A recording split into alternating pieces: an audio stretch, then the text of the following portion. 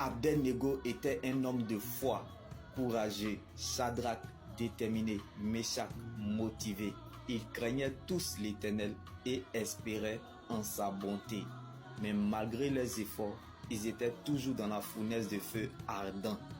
Donc, ce n'est pas de ta faute. Tu n'es pas maudit. C'est juste que tu ne te trouves pas dans un bon environnement.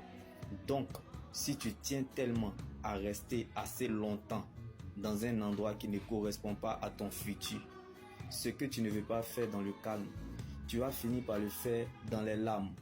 Comme si tu disais à un Moïse de rester en Égypte. Tu aurais mis du béton sur sa tête. Il va mourir avant son temps parce que sa destinée ne se trouve pas en Égypte. Mais si tu disais à un Joseph de quitter l'Égypte, il va beaucoup pleurer comme Anne. À telle enseigne, tu penseras qu'il est ivre parce que sa terre de bénédiction est l'Égypte. Donc, ne commence pas ce que tu ne peux pas terminer.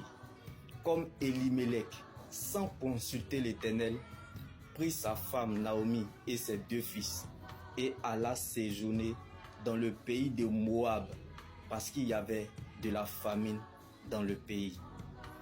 Il mourut, lui et ses 2 fils, et resta Naomi seule. Vaut mieux garder sa paix intérieure que de chercher sa raison. Les grands combats se gagnent dans le secret. Car ce que Dieu fait pour nous dans le secret est plus grand que ce que nous regardons ou traversons. Donc il y a des choses que Dieu ne peut pas te donner ou faire avec toi tant que tu n'apprends pas à rester devant sa face comme Naomi. Vaut mieux grandir dans le secret avec Dieu que devant la foule. Car les grandes rencontres avec Dieu se font souvent seules. Car bien-aimé, il y a des choses que Dieu ne donne ou ne partage que lorsqu'on est seul. Alléluia.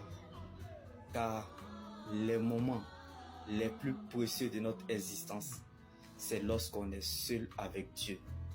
Donc, ne va pas là où Dieu ne t'a pas envoyé. Et, bien-aimé, n'aie pas peur de ce que tu ne peux pas changer.